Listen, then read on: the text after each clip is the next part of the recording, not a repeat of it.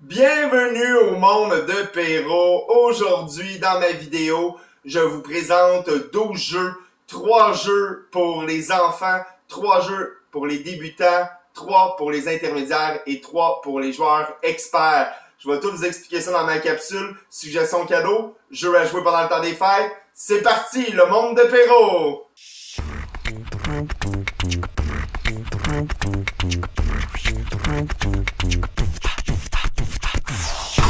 Et voilà, c'est le temps des fêtes, on les décontracte, on a le goût de jouer à des jeux, se divertir. Et dans ma chaîne YouTube, j'avais pas fait encore des suggestions de cadeaux pour Noël.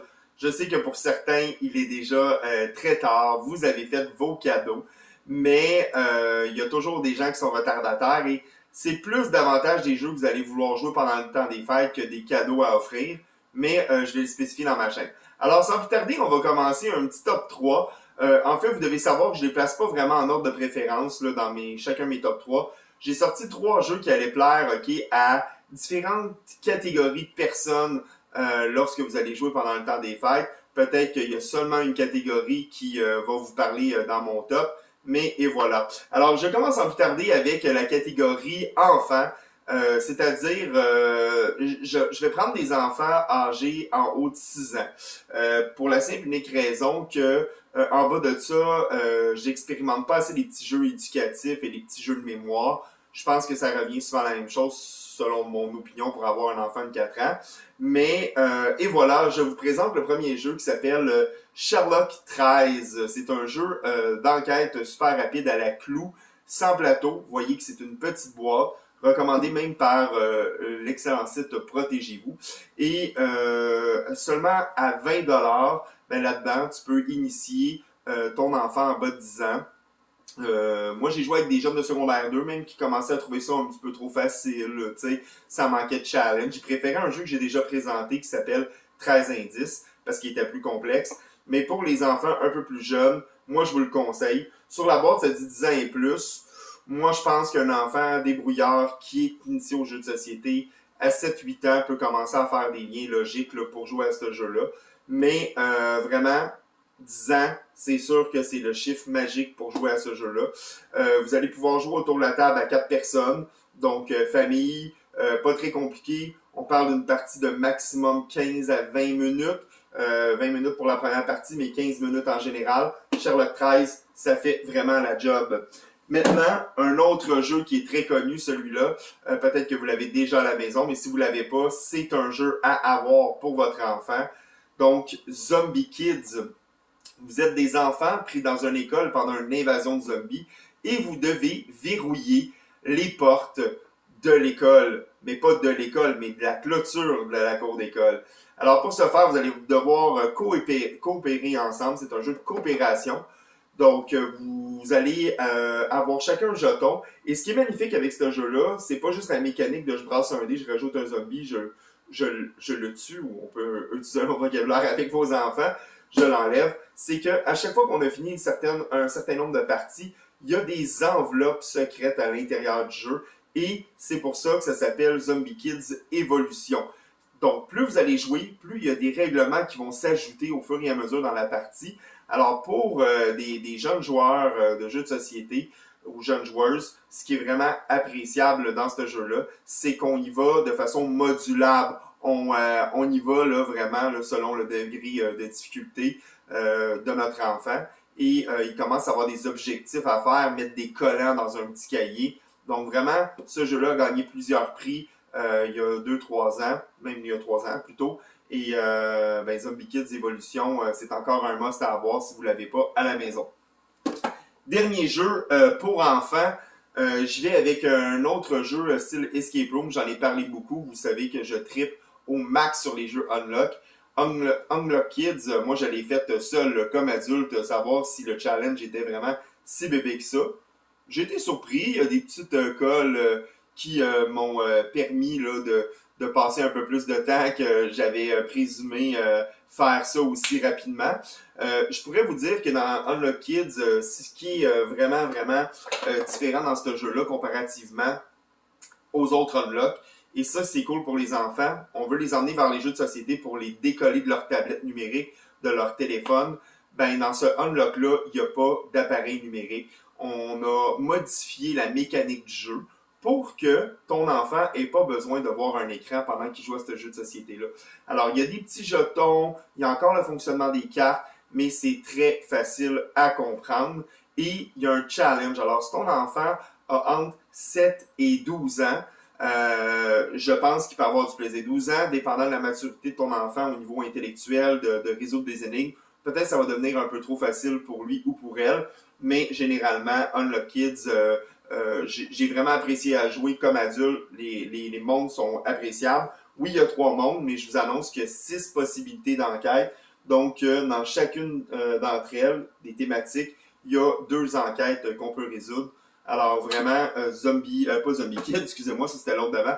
Unlock Kids, ça le dit hein, dans le nom, Kids, c'est fait pour eux. Alors, et voilà, c'était mon top 3 des jeux pour enfants pendant le temps des fêtes. Maintenant, on y va avec les jeux pour débutants, c'est-à-dire une soirée où tu sors un jeu, puis les gens autour de la table, ce sont pas des gens habitués à jouer à des jeux de société modernes, etc. C'est le temps des fêtes. Je vais avec un jeu d'ambiance qui s'appelle Stay Cool, qui est sorti il y a quelques années. Stay Cool, c'est un jeu, excusez-moi, j'ai mal prononcé, Stay Cool, vraiment nous permet d'avoir de l'ambiance autour de la table et c'est un jeu questionnaire. En fait, il y a une personne qui est assise dans une équipe et les gens de l'autre équipe, on y va en alternance autour de la table. Donc les gens à côté de moi, à droite et à gauche, ne sont pas dans mon équipe et chacun d'entre eux doivent me poser des questions à tour de rôle, sans jamais parler en même temps. Et moi, je dois essayer de répondre aux 2 questions en même temps, une de façon orale et l'autre avec des dés où il est écrit des lettres. Alors évidemment, j'ai du temps, je dois répondre au plus de questions possibles. C'est des rires, des cris autour de la table. Si tu cherches un jeu là, qui va réveiller le monde, puis qui va faire « Ah ouais, brasse le dé, ah ouais, place-le! » Donc, c'est pas de brasser les dés, c'est de placer les dés, là, mais le stress fait que souvent, on trouve pas la maudite lettre qu'on cherche autour de la table. C'était cool, vraiment une création de Scorpion masqué. Même chose au niveau de Zombie Kids que j'ai présenté tantôt, c'est une compagnie québécoise. En fait, me semble qu'ils sont toujours québécois. Je suis plus sûr s'ils ont été achetés par la France, là, mais bon, j'espère que non et que je ne dis pas de conneries. Vraiment, ce jeu-là ne concerne plus nécessairement les enfants. Je pense qu'il faut être un ado au moins autour de la table pour pouvoir participer.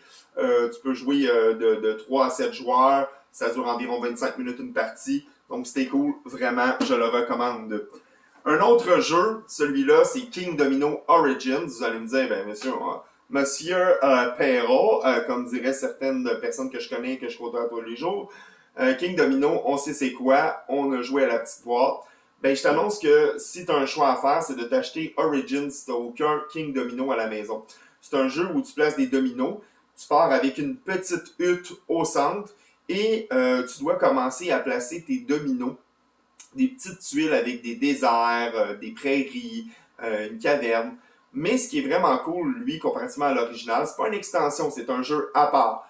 Il reprend la même mécanique du premier, mais je trouve qu'il met une petite twist supplémentaire, même dans la version la plus de base que tu peux retrouver dans la boîte. Parce que ce jeu-là est modulable. Tu as 3 façons de jouer. Tu as la façon originale qu'il y avait dans l'autre petite boîte, mais avec même là une petite twist de stratégie supplémentaire qu'un débutant peut comprendre au début. Et si après ça, tes joueurs autour de la table, ou même toi, ta conjointe, ton conjoint, devenez meilleurs, ben là, vous allez pouvoir moduler King Domino Origins et l'améliorer au fur et à mesure. Alors ça, vraiment, je le recommande, même si vous avez déjà King Domino. J'ai les 2 à la maison. Malheureusement, l'autre King Domino, je ne le sors plus. C'est aujourd'hui que je vais sortir maintenant. Finalement, un jeu de groupe qui joue de petits groupes à 4 personnes, Oriflamme. C'est un petit jeu où les parties durent environ 15 minutes, ou même 10 minutes quand on sait vraiment tout jouer autour de la table. C'est le genre de jeu que quand tu finis une partie, tu fais « je veux recommencer ». La boîte ne semble pas si sexy. Ça a l'air d'être une thématique Game of Thrones. Ça peut attirer certaines personnes, ça peut dégoûter d'autres personnes. Mais en fait, autour de la table, on a tous les mêmes cartes dans nos mains et on doit jouer ces personnages-là sur la table. Et évidemment, en jouant ces personnages-là, leur action va nous donner des points de victoire. Mais ce qui est le fun, c'est que ce jeu-là, à chaque fois que tu déposes une carte, vient influencer comment faire perdre des points à un adversaire ou comment en faire gagner. Et là, il y a une question de stratégie, mais il y a une question de aussi, on ne sait pas toujours ce que l'autre a joué. C'est drôle, c'est le fun, on devient accro facilement. On pensait jouer juste une partie, on en a joué 4 à un moment donné, la première fois que j'ai sorti ça avec des amis. J'ai rejoué avec un autre groupe d'amis, jeu pas très compliqué. Au début, le thème était comme « Ouais, je suis pas certain que ça va m'intéresser ». On a joué 6 parties de suite. Alors, un jeu qui rend accro, Oriflamme, mais attention, la thématique, assurez-vous que les gens autour de la table ne sont pas dégoûtés par le thème médiéval, mais en soi, on aurait pu mettre des mascottes des équipes de hockey de la Ligue nationale, et je pense que ce jeu-là, la mécanique resterait semblable. Alors, et voilà, c'était mes 3 jeux pour débutants. Et on y va maintenant avec la catégorie intermédiaire. Catégorie intermédiaire ou initiée, comme je pourrais dire. C'est des gens qui sont habitués de jouer à des jeux de société, mais qui n'ont pas le goût de s'embarquer dans une aventure qui va prendre plus d'1 heure. C'est des jeux qui vont ajouter de la stratégie, des jeux qui vont avoir de belles twists, mais qui ne seront pas nécessairement un jeu où, quand on étale le tout sur la table, on a l'impression qu'on s'embarque pour une partie de 2 heures, 2h30. J'y vais avec un premier jeu qui joue à 2, mais ce jeu-là existe aussi en version à 4 joueurs. C'est Imhotep. C'est un jeu qui est sorti il y a quelques années. Je trouve qu'on n'en parle pas assez. C'est un jeu que j'adore. Le duel, on est 2 personnes autour de la table et il y a plein de façons de faire des points. Donc, on peut faire des points en se concentrant sur construire notre pyramide. On peut faire des points en allant dans les tombeaux égyptiens, qui est une pyramide, vous allez me dire, mais plus à l'intérieur, et placer nos pièces. Donc, on a des bateaux de marchandises qu'on doit faire venir au port, faire débarquer la marchandise des bateaux, et ensuite distribuer ça dans notre plan de jeu afin de faire le plus de points de victoire possible. Alors, entre joueurs, on va vouloir s'arracher les mêmes ressources parce qu'on va vouloir scorer des points dans chacune des catégories pour ne pas être désavantagé à la fin de la partie. Les parties sont courtes, sont le fun. À 4 joueurs, j'ai adoré ça, mais la mécanique est un petit peu plus complexe qu'à 2. Si vous cherchez un jeu de coupe et que le mode, la thématique, excusez-moi, égyptienne vous intéresse, je vous conseille fortement Imhotep. Maintenant, un jeu qui est sorti cette année, Lueur Glow. Illustration insane, c'est un super beau jeu visuel, mais ce qu'on veut savoir, c'est beau, mais est-ce que c'est bon? Oui, c'est bon. J'aime ça. Lueur, c'est un jeu qui a eu des bonnes critiques, mais des fois, il y a des gens qui semblent préférer soit les grandes stratégies dans les jeux et d'autres, je veux un jeu pour débutants. C'est vraiment un entre-deux. C'est un jeu qui doit avoir une certaine stratégie, tu dois penser à tes prochains coups. C'est un jeu où on doit pousser sa chance.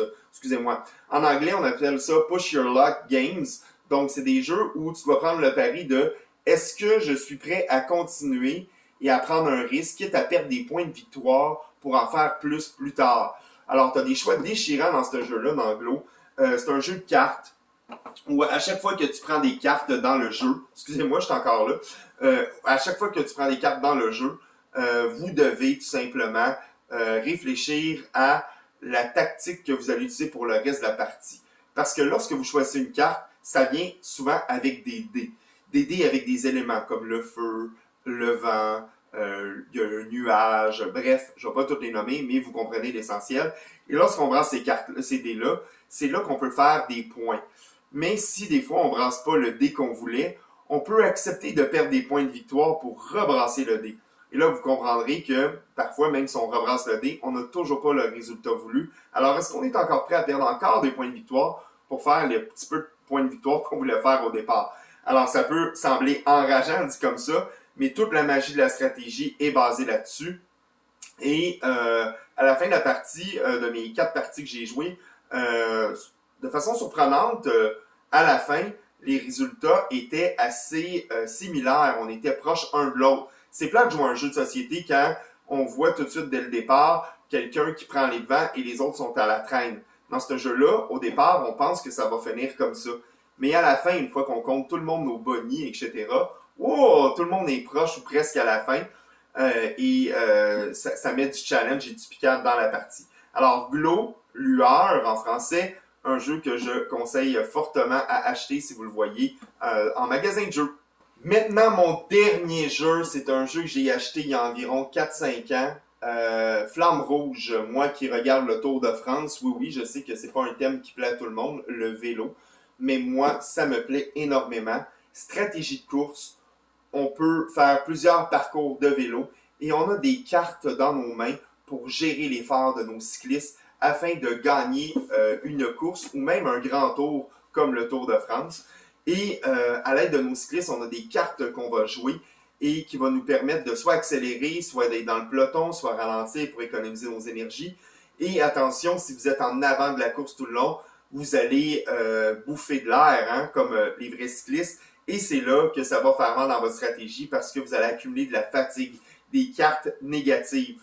C'est un jeu de course où tout le monde autour de la table ose pas laisser partir quelqu'un en échappée. Donc, on se met à jouer des grosses cartes pour essayer de rattraper l'autre. Et en quelque sorte, c'est ça qui est beau, c'est que des fois, on s'établit une stratégie, mais face aux actions de notre adversaire, on est obligé de la modifier, de l'adapter. Alors, ça fait des courses folles et des fois, ben, le gagnant ou la gagnante autour de la table, c'est celui qui était en arrière depuis le début et qui a gardé ses énergies pour faire un beau sprint final. Donc, Flamme Rouge, un jeu de course, un jeu, je trouve, que différent de ce que je vous ai présenté depuis tantôt. Moi, ce jeu-là, à chaque fois que je l'ai présenté à des gens, ils l'ont aimé. Il n'y a pas personne qui a fait « Ah, c'était plate ». C'est quand même, ça peut durer pas loin de 45 minutes, votre première partie. Lorsqu'on s'est joué vraiment rapidement, 30 minutes, mais c'est sûr que c'est pas en bas de 30 minutes. Même certaines parties pourraient durer 1 heure selon le trajet que vous allez placer.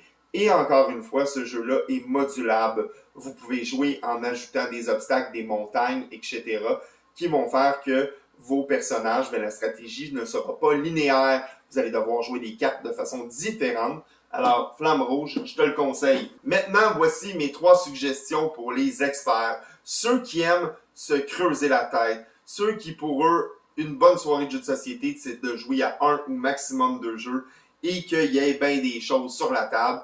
Et évidemment, d'avoir une stratégie où tu as des choix à faire et où toute la victoire n'est pas basée sur la chance, mais davantage sur la stratégie que tu vas employer. Le premier jeu que je vous présente, c'est un gros classique du monde de jeux de société. C'est les Châteaux de Bourgogne. Les Châteaux de Bourgogne, c'est vraiment un jeu où le look n'est pas très sexy. Regardez la boîte, tu regardes ça en étagère, tu fais « Wesh, ça va être plate ». Et non, c'est là qu'on se trompe. Ce genre de jeu-là est magnifique en soi. Le graphisme est pourri, il y a eu des améliorations, mais c'est un peu la marque de commerce de l'auteur, okay, Stefan Feld, qui lui a toujours, dans le fond, fait des jeux qui au look ne paraissent pas très hot, mais où la mécanique est enrichissante, où elle est vraiment au cœur de ta game dans le jeu de société. Château de Bourgogne, vous avez chacun un petit plateau, vous devez recruter des dés, les placer sur votre petit plateau, et ça, ben, ça va vous permettre d'avoir des marchandises tout au long de la partie afin de gagner des points de victoire. Ça a l'air bien ordinaire dit comme ça, je l'avoue, mais vous devez savoir que on commence à un moment donné à vraiment, lorsqu'on récupère plusieurs dés, à accumuler des marchandises, à savoir que ça va te faire un combo, que ça va te donner d'autres points avec un autre. Château de Bourgogne, je me rappelle plus s'il a gagné énormément de prix, mais je sais que dans le monde du gaming, des YouTubers, etc., c'est un jeu qui revenait souvent à l'époque. C'est un jeu qui a été apprécié et il se vend encore malgré son look dérisoire. Si vous voyez ça dans un magasin de jeux, prenez-le si vous êtes un gamer qui veut faire des jeux experts. Deuxième jeu expert aujourd'hui que je vous présente, c'est un jeu que j'hésitais à acheter parce que le thème, tu sais, pour moi, on me dit « Ah, c'est bien cute, ouais, mais à part être cute, est-ce que c'est bon ce jeu-là? » C'est ça que je voulais savoir. Oui, c'est bon. C'est Root. Root a été un jeu par Kickstarter au départ, c'est-à-dire que les joueurs ont financé ce jeu-là pour qu'il voit le jour. Il y a des extensions. En gros, tu es des animaux de la forêt. Soit tu prends le clan des oiseaux, le clan des chats. Et chaque personnage, chaque clan a une mécanique différente. C'est un jeu asymétrique. Donc, autour de la table, les joueurs qui sont là ne vont pas jouer tout le monde avec les mêmes règlements. Alors, c'est pour ça que je le qualifie de jeu expert et tout le monde s'entend pour dire qu'il faut être un joueur d'assez haut niveau pour jouer à Root. Donc, si vous êtes présentement un mordu de jeu de société depuis quelques temps, que vous cherchez un jeu expert, mais il y en a tellement, vous cherchez quelque chose qui va vraiment plaire à tout le monde sans être un gros thème médiéval où on contrôle les territoires et on se bâche à la risque, ben c'est un risque moderne où on a des cartes, où on a des animaux dans la forêt. Et là, vous pouvez voir à l'endos des petits pions. Alors, j'espère que vous le voyez bien à l'écran, là, mais on est au cœur d'une forêt avec des petits sentiers et nos petits jetons qui sont magnifiques en bois, le matériel est merveilleux, nous permettent de justement faire certaines actions. Et c'est ça qui est cool, c'est que tu es tanné de jouer les chats qui ont un mode de conquête très capitaliste, qui, eux, on coupe du bois, on détruit la forêt, tandis que toi, ben, t'es tanné de jouer ça, ben, la prochaine partie, tu peux jouer les oiseaux. Les oiseaux, eux, veulent préserver la forêt, ils veulent justement protéger et interdire les chats de faire ça. Tu peux jouer les gens qui sont plus Greenpeace, hein? Les souris, des animaux qui vont justement là, essayer de revendiquer là, la forêt. Et tu as aussi le vagabond. Tu as un seul jeton pendant qu'il y en a d'autres qui en ont plein sur la map. Mais toi, tu fais ton petit bout de chemin, tu te ramasses des items, etc. Root, une partie d'environ 1h30. Je dirais même que vos premières parties peuvent prendre jusqu'à 2 heures avec les explications. Mais c'est un jeu de qualité. Tu vois qu'il y a eu beaucoup d'amour dans ce jeu-là. Ça prend du temps à prendre les règles, mais au bout du compte, ça vaut vraiment la peine. La rejouabilité est très grande. Je vous le conseille si vous le voyez en magasin. Il n'y a plus beaucoup de copies en français, malheureusement. Mais si vous êtes fluide en anglais, allez-y tout de suite. Bon, mon dernier jeu expert, hein, c'est quoi? Vous avez vu que j'y ai pas été seulement dans les nouveautés. Il y a beaucoup de gens qui sont nouveaux dans le gaming. C'est une mode, le jeu de société, le board game qui arrive depuis 5 ans. C'est complètement fou le développement qu'il y a eu et à quel point ça a attiré des gens. C'est pas pour rien qu'il y a de plus en plus de YouTubers qui suivent, qui vous indiquent quoi acheter puis comment vous recommander. Moi, le jeu que j'ai vraiment trippé quand je me suis acheté ça il y a 3 Noëls, c'est Terraforming Mars. Terraforming Mars, c'est rendu un peu le jeu de société qui, pour ceux qui sont maniaques de la NFL, représente les Patriotes de la Nouvelle-Angleterre au football. On haït-tu les Patriotes de la Nouvelle-Angleterre? Oh non, non, non, non. Il y en a qui les adorent. Mais Terraforming Mars, ceux qui n'aiment pas ce jeu-là, c'est parce qu'ils sont jaloux de son succès. Il y en a qui vont dire qu'il est overrated, surévalué. Je suis pas d'accord. C'est vrai qu'on en a parlé beaucoup. C'est rendu avec plein d'extensions. Mais à la base, quand tu sors ce jeu-là, tu plonges dans un univers où le but est de mettre de la vie sur la planète Mars, créer des océans, recréer la vie, augmenter la température, donner de l'oxygène. C'est complètement fou. J'ai vraiment l'impression que je suis en train de faire un voyage au planétarium de Montréal. Quand je joue à ça, les cartes sont belles, les mécaniques sont cool, il y a des affaires de science. On est tout autour de la table et on doit prendre une compagnie différente qui veut quitter la Terre et qui veut peupler la planète Mars. Évidemment, chacun, on a des intérêts différents. D'autres ont des motifs économiques, d'autres ont des motifs environnementaux. Et dans Terraforming Mars, on a une stratégie où on a un petit panneau devant nous et on doit produire des ressources naturelles pour justement terraformer. Okay? Donc, je ne sais pas s'il y a un terme français pour ça, j'espère que je l'ai bien dit, mais vraiment fertiliser la Terre de Mars, qui, on le sait, présentement est congelée. Donc, Terraforming Mars, c'est vraiment un jeu qui a plusieurs extensions. C'est un gros succès. C'est le jeu préféré d'environ 50% des gamers sur un gros groupe de jeux de société Québec. Moi, je vous conseille fortement d'acheter ce jeu-là si vous ne l'avez pas. Si tu ne l'as pas, et que tu es un vrai gamer, ben tu passes à côté de quelque chose, à moins qu'un de tes bons amis l'ait déjà. Alors, et voilà, c'était mes suggestions de jeux pour le temps des fêtes. Avec ces 12 jeux-là, je pense que tu vas faire le tour. Je pense pas que tu vas en acheter 12. Peut-être que tu en as déjà dans ceux que j'ai présentés parce que là-dedans, il y a des vieux jeux. Mais en soi, c'est des jeux qui font le tour et qui peuvent plaire à différents groupes de personnes. Fait que j'espère que ça t'a aidé. Merci de suivre ma chaîne YouTube. Fais-moi un petit pouce en haut, ça m'aide beaucoup. J'aimerais saluer aussi tous les autres YouTubers qui font un excellent travail, qui continuent de m'inspirer. Etugame, Professeur Board Game, je ne vais pas tous les nommer, là, mais le passe-temps en Europe, merci. Vous me faites découvrir des jeux qui n'existent même pas encore au Québec et qui, moi, permettent de partager tout ça avec vous. Fait que un gros merci à tous ceux qui fournissent énormément d'efforts là-dedans. Et évidemment, l'école du jeu. Je ne veux pas passer à côté de cette gang de joyeux lurons qui, à chaque fois que je cherche des recommandations, ben moi aussi, je regarde des YouTubers. Donc, et voilà. Merci beaucoup d'être avec moi et on se revoit sûrement en janvier. Merci. Bonne journée tout le monde.